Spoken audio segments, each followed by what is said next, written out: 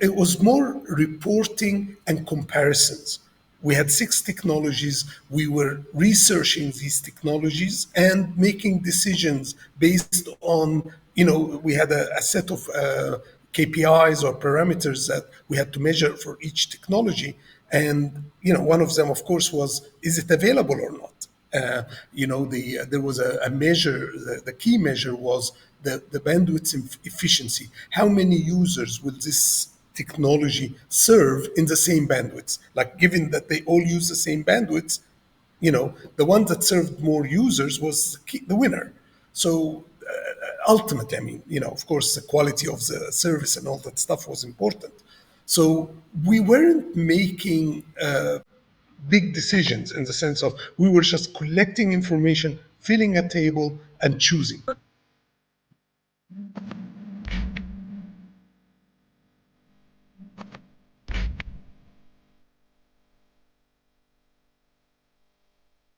Assalamu alaikum. Welcome to our next episode of Moonshot Journeys. Today we have our special guest, Dr. Hatim, also known as the inventor of Wi-Fi, and we'll be talking about his journey and sharing that with you. Assalamu alaikum, doctor. How are you today?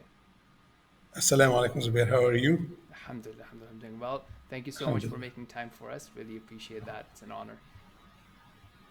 Honor is mine. Thank you, doctor. Okay, so inshallah, let's begin. Would like to start from what you can share about your upbringing. Were you always into science and technology, experimenting, or how did that happen growing up, inshallah? Yeah, I was educated through the Egyptian public system. It was free back then, entirely free. It was almost a shame to cost your parents any money for your education. And I was lucky, the when I went to prep school, they started an advanced class there, and I joined that. Then when I went to high school, they did the same, and they also started what's called Descartian math, which is a different kind of math.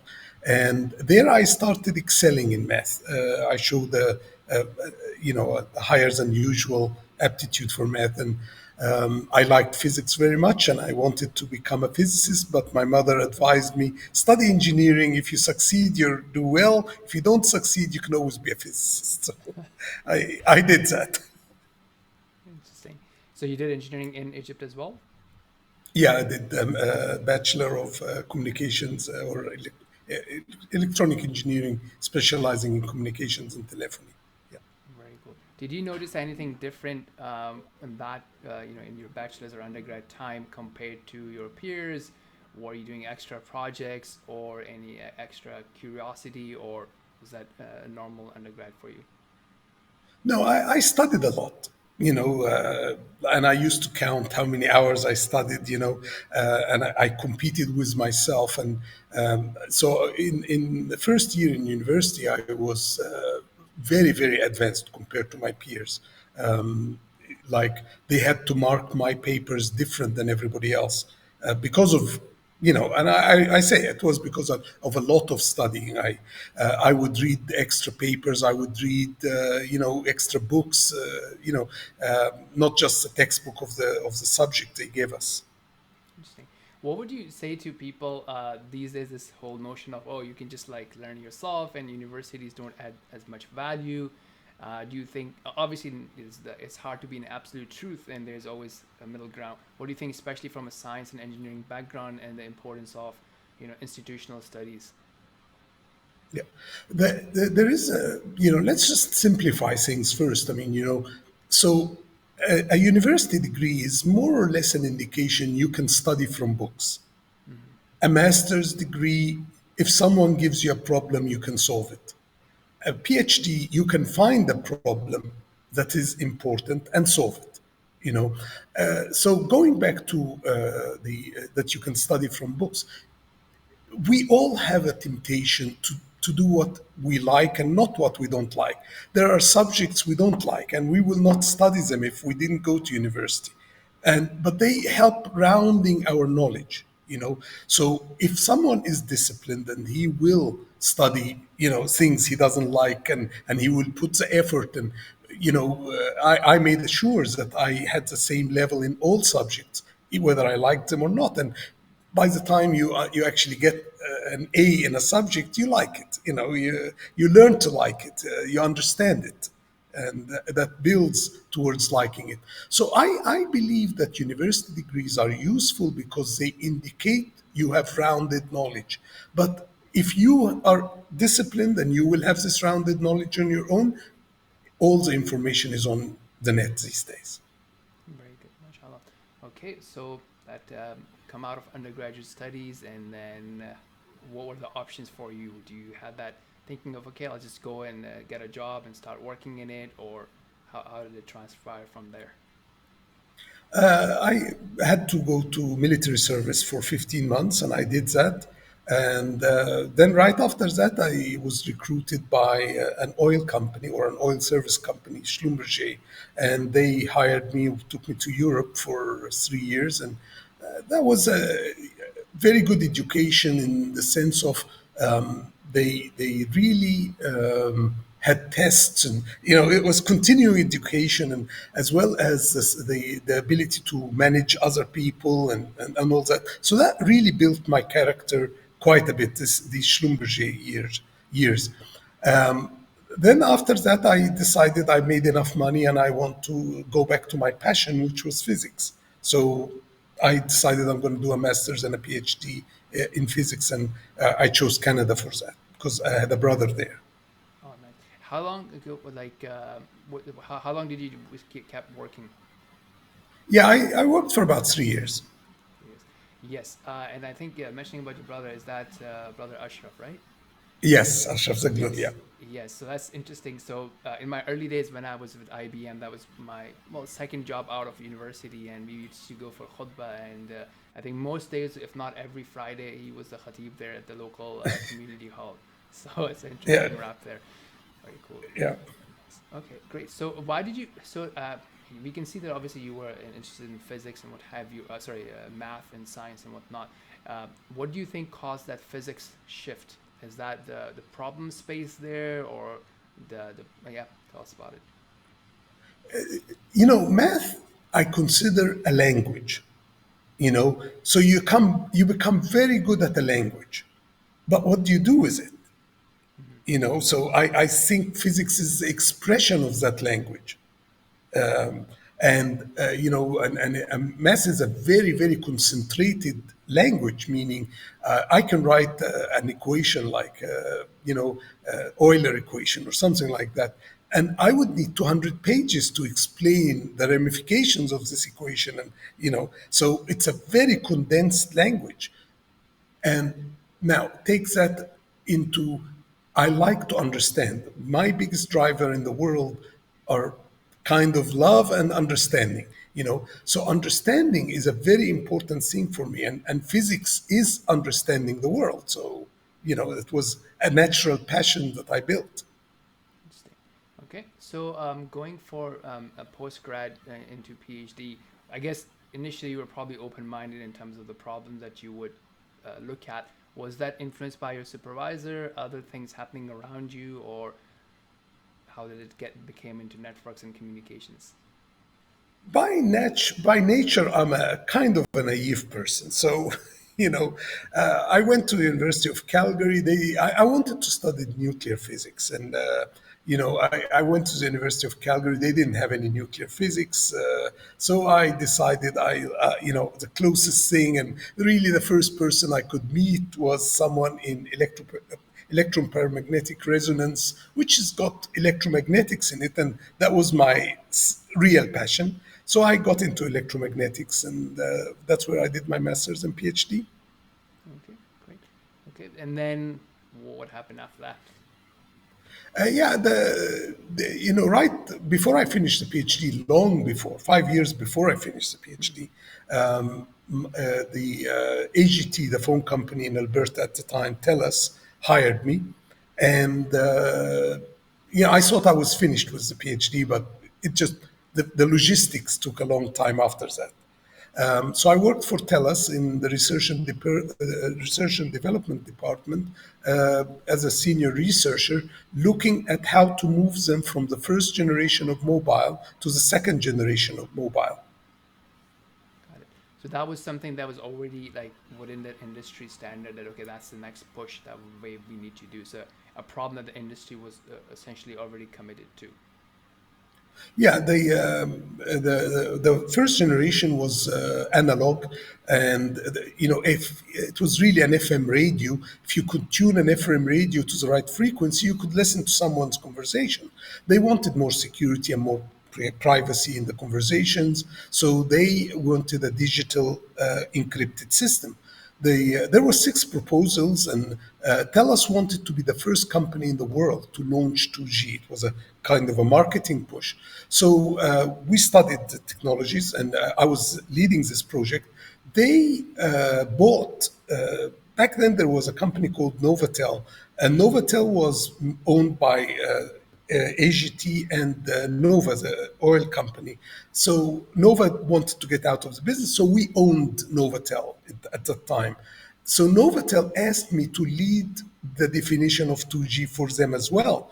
So suddenly, this guy that hasn't finished his PhD in physics has about 24 PhDs in communications working with him to define 2G for Novatel at the time was the biggest manufacturer of cell phones, so it was a big step.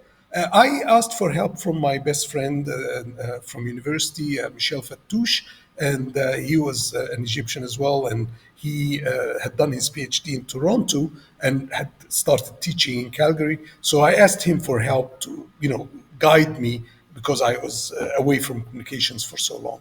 So we did the definition of 2G for TELUS, we chose GSM, but it wasn't available at the time. So we told them to use what was known as IS-54 first, and then use GSM. But I wrote at the end of the report that all these technologies were bad. They are not communications technologies. So, and that's what opened the door for bigger things. Okay. All right. So before we go into that, I think I want to drive into 2 points here. One is, obviously you were almost a PhD, right? I'm not sure if they realize that or not. And then you have other PhDs work. What do you think are the qualities of a research leader, and what made them see that as opposed to, picking some other PhD to do that? They wanted someone who understood the channel, and with my electromagnetics background, I understood what happens to electromagnetic waves once they leave the phone, or they leave the tower and go to the phone, or vice versa. So, I had a good understanding of that, and they needed that.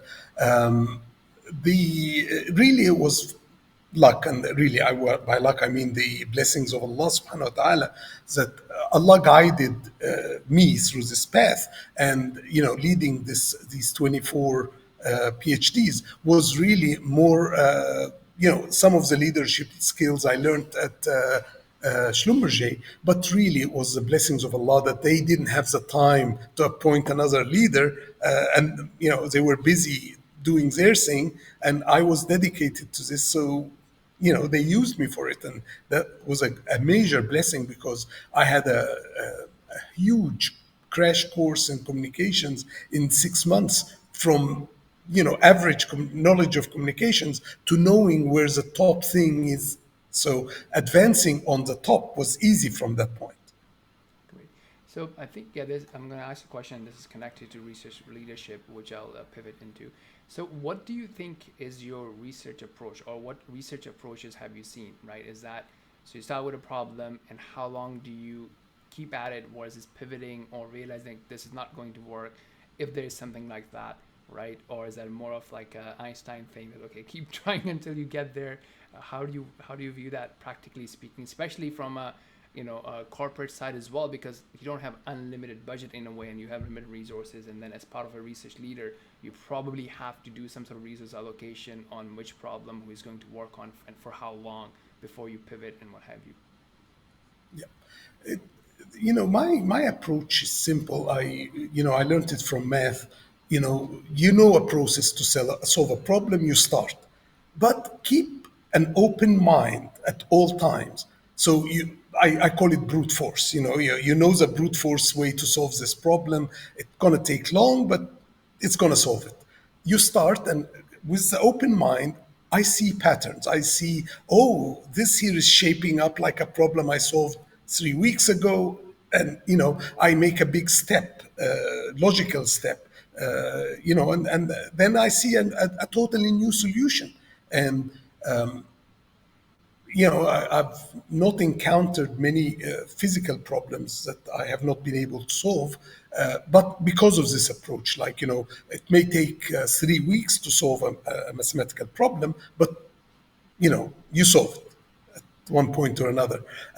But very often, with this hard work, comes the breaks where you see an opening for a different solution early on.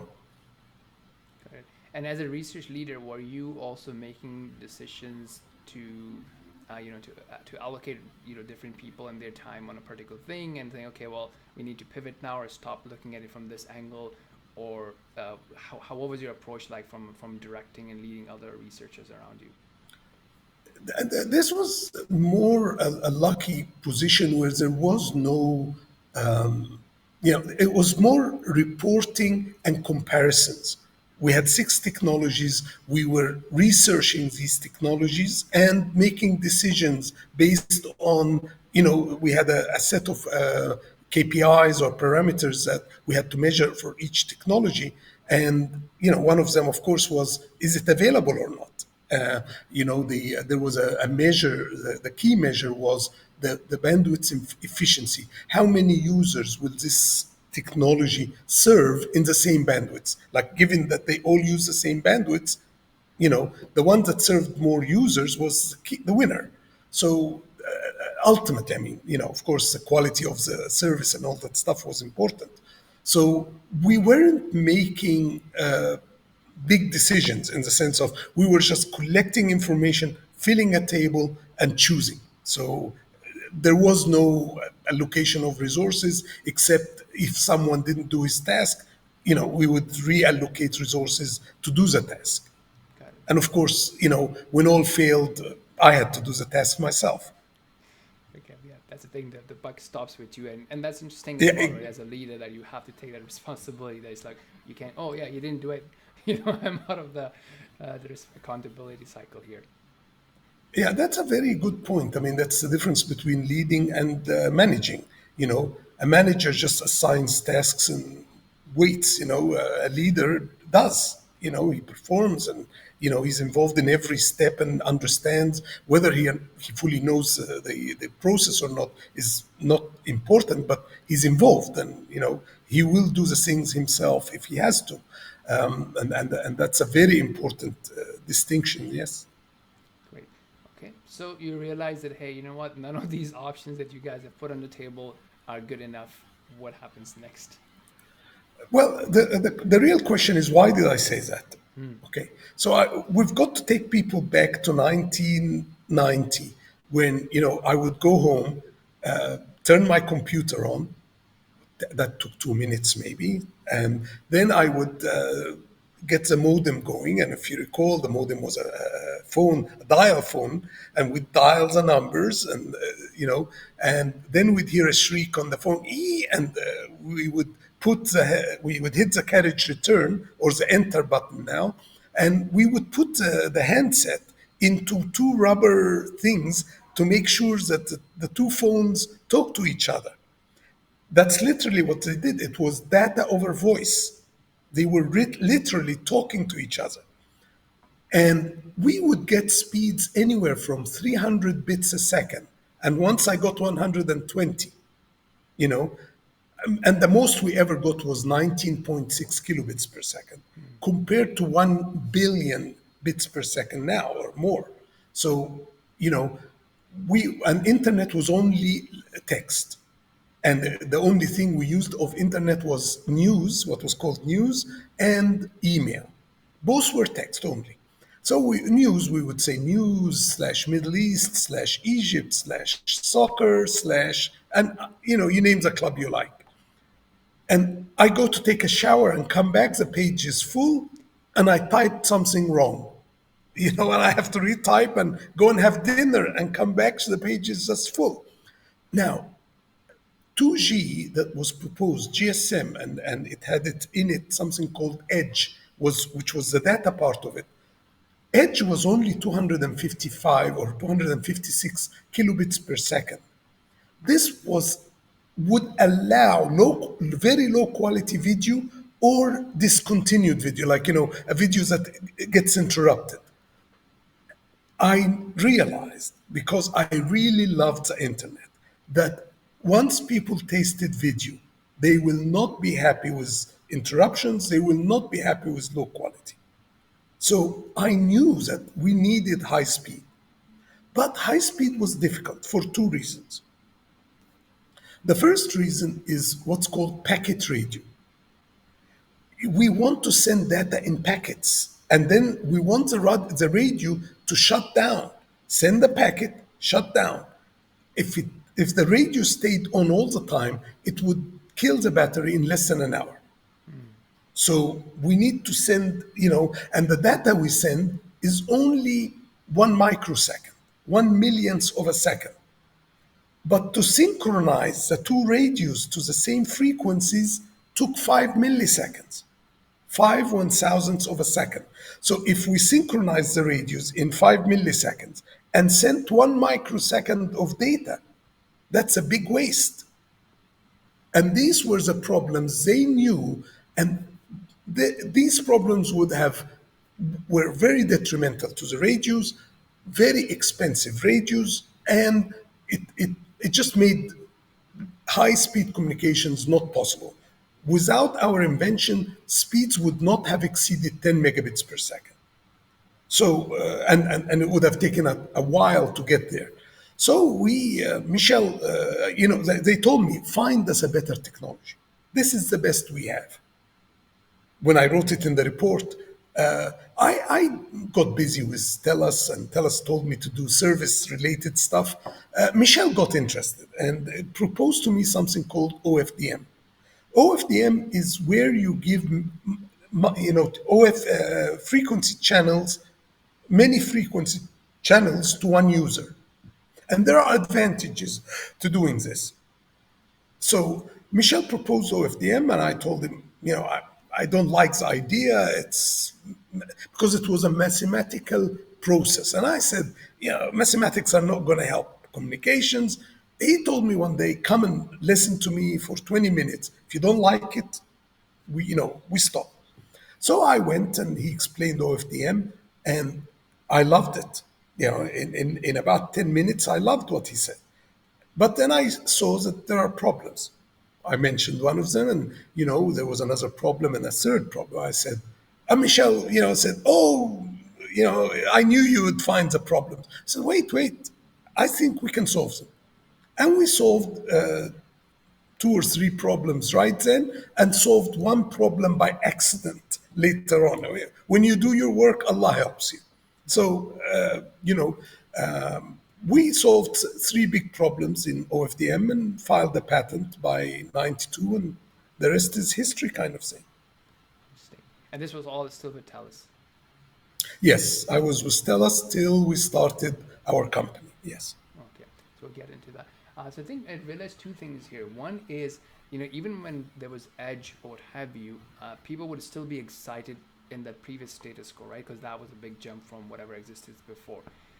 What do you think is the mindset here in terms of looking for, hey, there's more? Because sometimes people, oh, this is great, people are going to love it, but then realizing that, look, we can actually do more, it is possible, and people would want that. What kind of thinking is there? No, I mean, feeling communications, and knowing, because we approached communications from the channel point of view, meaning from the electromagnetics point of view, because that was my strength. So we understood the channel very, very well and found the technologies that would be optimal for this channel. And that was key to what we were doing. So really understanding the problem and understanding how to solve it is what this was all about. But what got us more was a good vision for where telecommunications was going. So we wrote in the patent, for example, that we want to do PCN, and we define PCN as communications between anyone and anyone or anything and anything, anywhere, anytime, anywhere. So we wanted IoT, we wanted, people to talk to machines and machines to talk to people, alerts and so on. So we had a complete vision of where we need to take communications within the next 20 years or 30 years, and that's where it is now. If one wants to think what's next, there's many potentialities, that can be very exciting. Got it. Okay. And you, I also saw that, mashallah, you mentioned about the concept of barakah and guidance from Allah subhanahu wa ta'ala. And that's one of the things that can happen sometimes if you're too involved in research.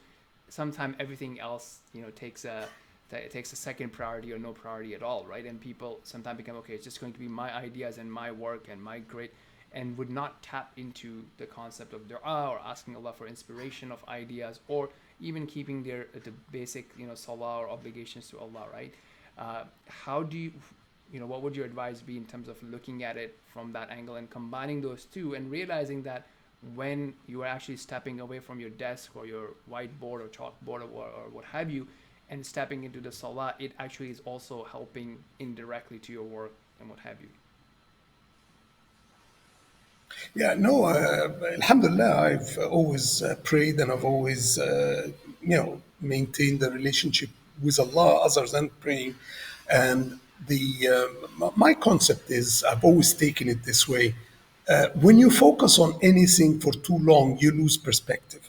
So when you actually stop for prayers and, whether you need to go to wash, and washing itself is a good step, you remove dirt from your face or you remove cosmic dust or whatever you want to call it, so there is preparation, and with it you may want to go for a tea or a coffee in between, and the break and then the connection with Allah for 5-10 minutes, is a total reset. So when you go back to work, you're totally fresh, and you can tackle the problem with a fresh eye, and very often the solution was right in front of you, but you weren't seeing it because you're too focused on the path you were on. Okay, inshallah. So from there on, like, do we get into that company formation, or are there anything else in that journey that's worth talking about? Well, I'll just tell, just we had worked on that patent many times because we submitted it to TELUS and they weren't interested at all. They actually gave me a letter saying it's yours, do what you want with it. And I said, I can't do that. I work for you, you've got to take something for it. So we actually signed an agreement that they get everything they paid me, and we had 3 patents and $1 million per patent, like from royalties. And so we drafted it for TELUS 2 or 3 times. Then we went to the university and they agreed to file it. We drafted it for them 3 times. And the day we were filing, I told Michelle, we didn't include encryption in the patent. And Michelle said, but you didn't understand OFDM. It's a very complex technology. Who needs encryption? I said, we must put encryption for patent reasons. And he said, I am not going to read it if you touch it, and you are responsible. So I thought to myself, I will add encryption, but I don't want to wreck the patent. So I added the simplest encryption possible, which was just, shifting each symbol before we put it into the FFT. In any case, without the shifting, it doesn't work. So this is a blessing from Allah. I mean, they really, I cannot take credit for it. I cannot do anything. This was purely from Allah, you know was an extra bonus for our patent. And so we filed the patent, And we thought this is a great technology. This is going to change the world. This is going to make everybody have internet in their hands. And, we thought we'll each make maybe $10 million from it because we wanted to sell it because we had many other patents. And, we wrote a summary, sent it to all the big companies. Nothing happened. Well, Apple got interested, Siemens got interested, and AT&T got interested. AT&T wrote us a report saying, short of making men prettier in front of women and curing dandruff, this technology will never make, 100 megabits per second. And so, Apple said they are working on fast technology, so they don't want to sign an NDA. Siemens got interested for a while and stopped. But a guy came to us and told us that we're doing this all wrong. Ideas get stolen. If you submit a patent to someone or if you give him your patent, he's going to figure a way to go around it. So he said the way to do this is to build a prototype. And if we built a prototype and started in the path of selling it, companies would come to us and want to buy us. He said, give me 6 months of your life. I'll make you each $500,000 and give me a year of your life. I'll give you each $5 million. That got very interesting because when no one was interested in our patent, we lost faith in the value of it. Like we at some point thought we'll sell it for $10,000. So and we were happy because we had many others. So the guy came and proposed to tell us and to the university. They agreed initially to join, but then they said they don't want to be part of a company. And eventually, we made the company together. So yeah, I think there's a great lesson here, and this happens a lot. Like people think that it's always a straight path up. You have a great thing, you share it with someone, and they're just gonna love it. And that doesn't happen. That's not the reality. You have to have a lot. You have to have a great to be able to take a lot of no's and find another path, and try someone else and what have you. Like, what's your experience like, and what would you like to tell our audience around that? Yeah, no, yeah, absolutely. I mean, the most important thing was we never gave up, So we got a lot of rejections, a lot of this is not going to work, this is fantasy, and, at some point we met one of the biggest venture capitalists, I don't want to say names, in Silicon Valley. And I talked for less than a minute, and he told me, listen, I look in your eyes, you're a very smart guy. But if you're telling me that red WLANs or Wi-Fi sells more than green Wi-Fi, and you own the patent on red ones, I will invest. But to tell me we are going to have 100 megabits per second in our hands, I don't believe you. I am not kicking you out because you're a smart guy. That's how bad it was. And you don't give up. You believe in what you're doing. But I always stress belief based on knowledge, not based on just hocus pocus and I know I'm right. No. I mean, we had done tests. We knew it works. We would because as I said, we were good with the channel, so we actually made the data look exactly the way we were supposed to send it. That took a long time, but we would then send it, receive it, take a long time to deprocess it, and we knew it worked. So no one could sway us from the path of that it worked. But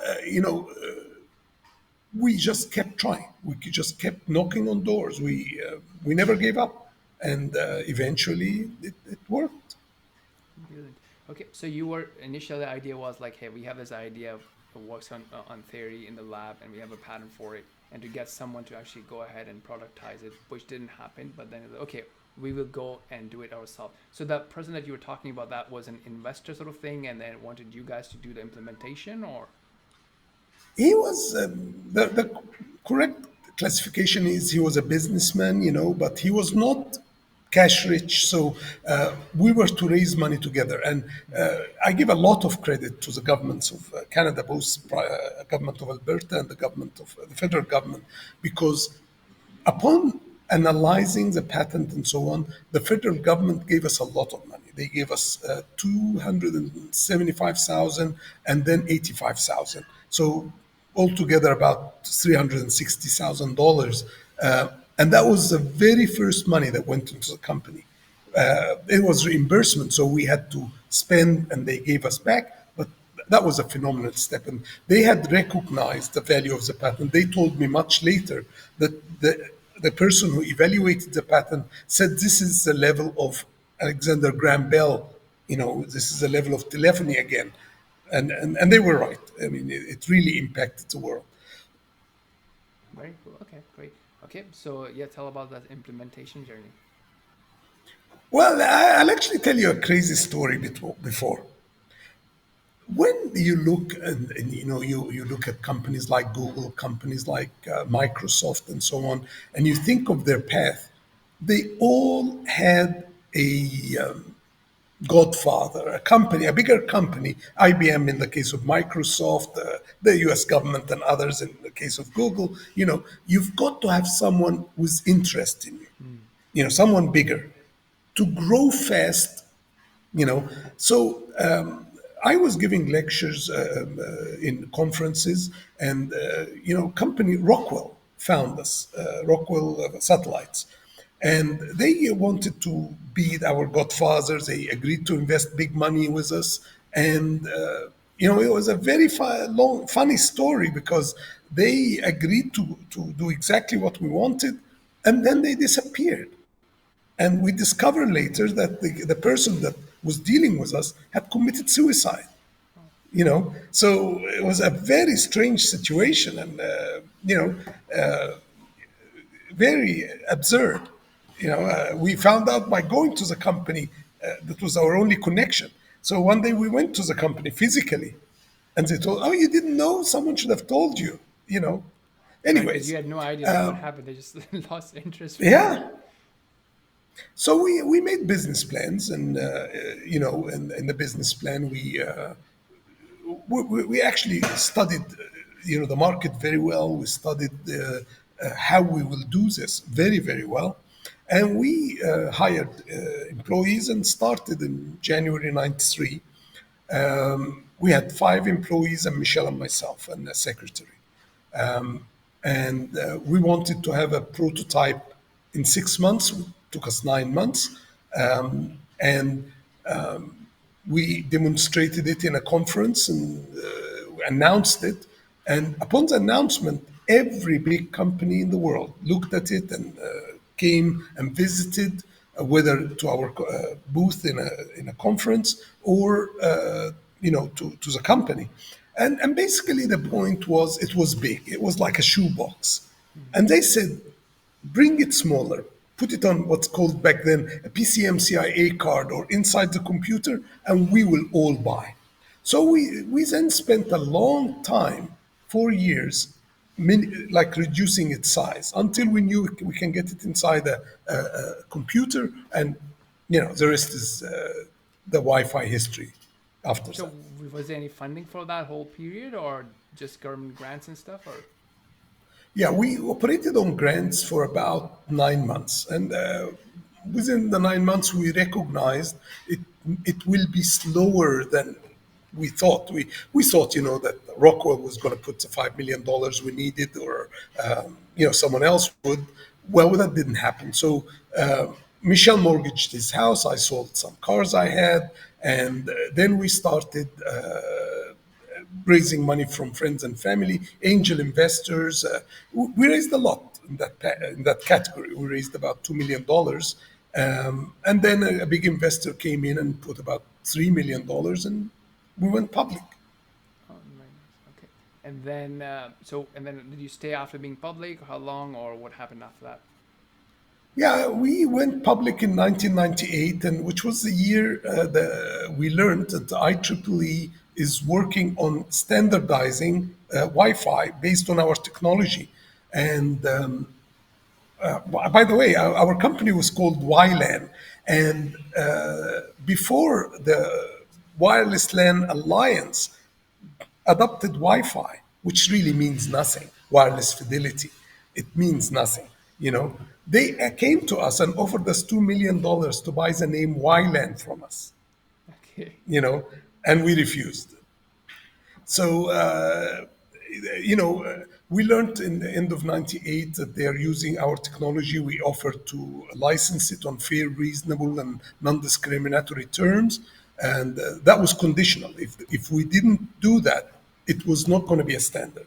So they standardized on our technology, and we thought the world will all come to us. That didn't happen. Philips licensed from us, but others were more stubborn. Intel told us only in court, you know, and others just followed the path of Intel. Okay. So they just like reinvented, or I mean, they did their own clones of that. They infringed literally. They used our patent without our permission. There was no way to do it in other ways because we basically were so. The word is we were cornerstone. You know, we talked about this for the first time, so we could describe waveforms, and you know, they were making these waveforms. You know, our patent is the most cited patent in you know in modern history, kind of thing. Okay. All right. So yes. So you guys go public, and then you obviously had these infringes and what have you, and then where do you take your journey from there? Well, right after we went public, things, you know, I never like to complain. So there was a mistake that happened when we went public. Upon initially, like a company, when it's the first time goes public, two or three things have to happen for its shares to trade. Well, the stock market did two of them and forgot to do the third. So the offers were disappearing, the offers to buy were disappearing, and the offers to sell were there. So, you know, and but no trades were happening. And they asked us what to do. I said, just turn it on. So when they turned it on, the stock went down, and it shouldn't have happened, you know. But the emotions carried it down for over a year. And then when others understood that this technology is becoming the world standard, it started to recover. And we led the recovery that in the year 2000, I mean, middle of 99 till mid 2000, we led the recovery, and our stock went very high. But I have to say, I mean, you know, during our first year, we had a very tough time. The money we raised when we went public was not much, and we almost, you know, spent it all within the first few months. And I went to my CFO and told him, you know, we have $1 million in the bank. I don't want to show less than a million in my financial statements. Can you do that indefinitely? And he said yes. You know, so I said, okay, now I can bargain, you know, and I can negotiate. And I, you know, I was offered to raise money at $2.60, and I refused. And shortly thereafter, we raised at $7.50, and you know, it went up from there. Things were good from 2000 till 2005. We struggled in 2005. Nobody was licensing. The board had lost faith. They thought that, you know, it's only me and Michelle talking about that this is going to be licensed. So they said, let's focus on the products. We had developed a lot of products, and I said, let's divide the company. We had a disagreement. I left the board at the beginning of 2005. They asked me to step back in. We were almost bankrupt. And we had sued Cisco in Canada. And Cisco told us, you're almost bankrupt.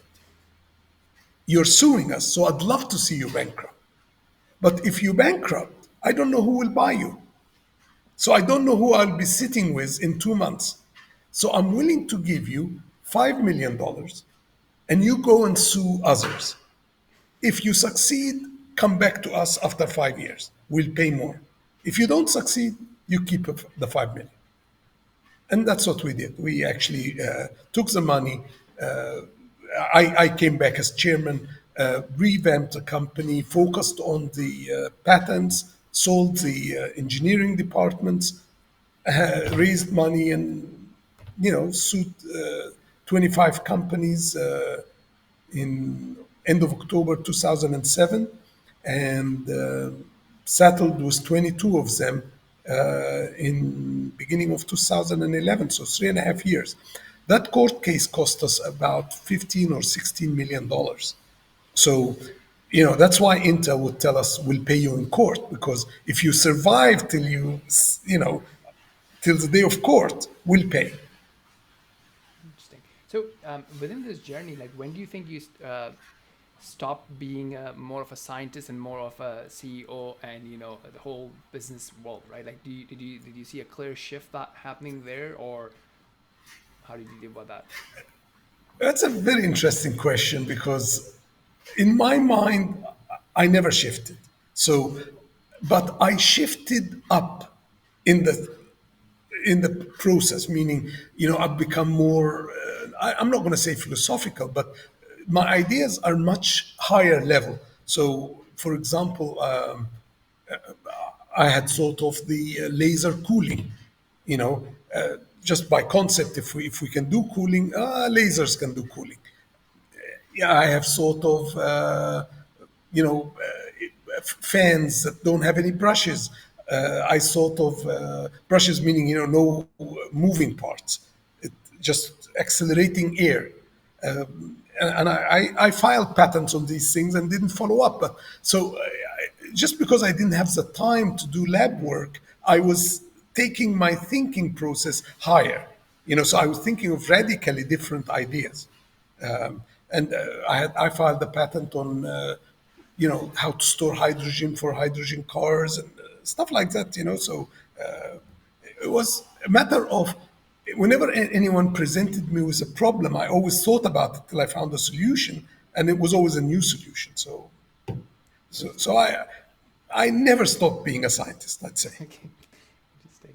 All right. So as you obviously progress through these lawsuits and what have you, what's the next chapter then after that? I became an expert in patents, so Patent law. no, which helps, of course. I guide a lot of people through the process.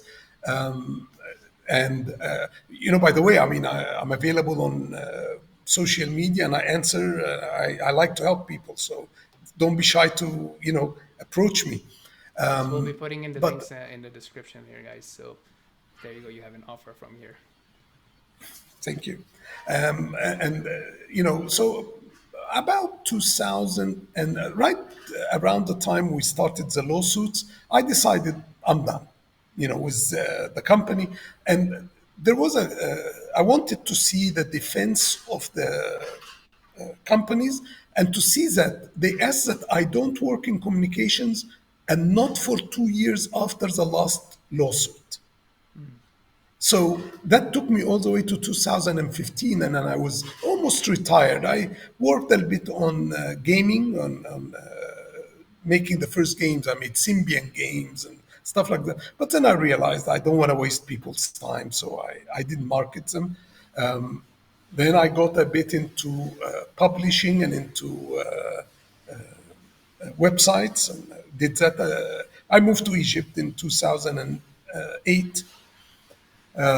2015, I came back in business full swing, because the last lawsuit was 2 years earlier, and I got back into communications, and I'm into many companies now. For a while in Canada, I was the biggest guy with, TV advertising, but we had the big screens and things like that. That's just before I left in 2008. Okay, very cool. And so I guess for new entrepreneurs and what have you, obviously there's this whole thing of doing and learning from that. Would you recommend any books or any sort of education or content, or what would your advice be for folks that are just starting out? The joke about this is, I really got dragged into business. I loved my science and I loved my research, and I think if I stayed there, I would have generated more things. But I got fooled into business, meaning that business guy got us into the business, and I got so deep into it that and our families, mine and friend and Michelle's, had invested, and our friends, there was no going back. Now I'm telling people, you know that it's a hard thing. It's a full-time job. It's full-time meaning while you're asleep, while you dream of it, you live it. So an entrepreneur is not a for the weak of heart. You've got to have the heart for it. Now, if you do have the heart, you've got to do your research, know what you're doing. As I said, you have to know before you believe, you know. So you know what you're doing, believe in what you're doing, and you've got to be a salesman. You've got to be selling your ideas to your friends and family. And if you can't sell it to friends and family, don't expect outsiders to come and help. Yeah. Okay. Um, Brilliant. Yeah. So I think because obviously you have this thing of like, and in your case, you were forced to take it, and because otherwise you would have just said, okay, take my patent, work on it, and you're staying in your lab or university and working on more ideas and more tech, for example. Yeah. And but I like I like to give some advice, general, and that's just general advice now, not to entrepreneurs in particular. You know, you've got to like what you're doing. You know, as I said, I mean, when you understand, you actually like. When you understand the subject, you will like it. So you've got to work on yourself to like what you're doing. And if you don't change, you've got to make a change, and so that you like what you're doing. So work on things you like or like what you're doing. Do it a lot. Do it sincerely. And by sincerely, I mean you know what you know and you know what you don't know. Don't argue about things you don't know. Don't, if you know you didn't study this part in the course, know that you didn't. And, one day go back to it and finish it. So be very sincere in what you do. And, with these three, don't ask about money. Mm. If you do the first three, money will find you. Interesting. And I think you mentioned something, and I wanted to pick on that, like do a lot, right? And I think that's one of the things that becomes an obstacle for many people because you are just evaluating success for what you can do today or tomorrow or within a week, right? That instant gratification and not having that great, like, look, the problem that you're working on or what you're trying to solve is not necessarily going to be a weak thing that will require years and years of work from experimentation to productization to however you want to take it forward. But usually it's a long game as opposed to that whole, instant delivery and instant gratification thing. No, you're absolutely right, and I will add to that. You've got to turn your work, of course, into bite size, pieces, and this bite is for today. So don't sleep until you finish this bite, and or at least it cannot be done for these reasons, and tomorrow I'll decide, on a different path. So but don't delay work, and don't get lazy or tired, or no, finish what you start. That's number one. And on what you were saying, there's a very important part I'd like to mention, because working with Michelle was a huge step for me.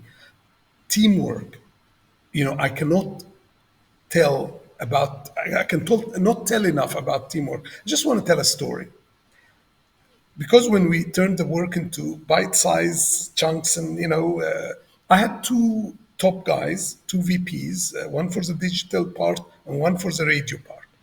And one time I told them, I dream at night and they execute in the morning. So one day the top guy in the digital side waited and told me, he said few things to force me to repeat that sentence. So I repeated it, but he was telling me, things, and I repeated the sentence. And he told me, what if, at that time there was seven of them, seven engineers. He told me, what if you let us dream with you? But he said it in a very smart way. He told me, I know you're smarter than the lot of us. Say you're twice as smart as all of us. But the seven of us are 1.4 besides the two, so would be 3.4. Of course, he appealed to my arrogance. So it was, last genius, So I told him, what do you mean? He said, we will not present our problems daily. We will present them weekly, and we will solve them our way every day. I told him, go ahead. I was shocked. They brought meals to the office. Their mothers brought meals. They collaborated much more to show me that they can do things better than me alone. And they definitely were. So from that day on, I learned about teamwork, and, you've got to trust your team. And, so that's very, very important. Teamwork, teamwork, teamwork. Like, I cannot say enough about that for entrepreneurs. You can't do it alone. You can never do it alone. You've got to have a team. Beautiful. I think that was a great story there. Thank you so much for sharing that. Do you, in the spirit of teamwork, do you have any strong opinion around being in the same vicinity, working together as opposed to the whole work from home sort of thing and collaborate digitally, what have you? Or Well, if there was one good thing came out of the Corona period, it's the work from home kind of concept, because it saves a lot of time, particularly in third world countries. It's very good for people to, save time of travel and all that stuff if they are conscientious and so on. So you've got to, find the right people to do this work from home thing. Some people need supervision, and they got to be in offices and so on. but do you think it inhibits that collaboration of ideas and that collaboration, cooperation, communication, so on and so forth? No, I mean, if you foster a good plan and a good meeting time, and I would actually even recommend having a kind of a Zoom meeting all the time. Like you Like a are live call, in like live contact, yeah, with the people. So, Zubair, I have an idea, because yeah, you don't want to lose that. okay, You're okay, right. brilliant, brilliant. All right, great. So thank you so much once again for sharing that. I hope that this serves as an inspiration for people to think bigger than themselves and persevere and be consistent and so on and so forth. And we'll be sharing the links to reach out to the doctor. And mashallah, he had mentioned he is available to advise people who are working on things. And other than that, like, what's taking up your time these days? Is that more businesses? Any specific problems? What's on your mind? It's mostly business, yes, and I've got two or three electromagnetic problems that I'm working on, and it's very fulfilling. Yes.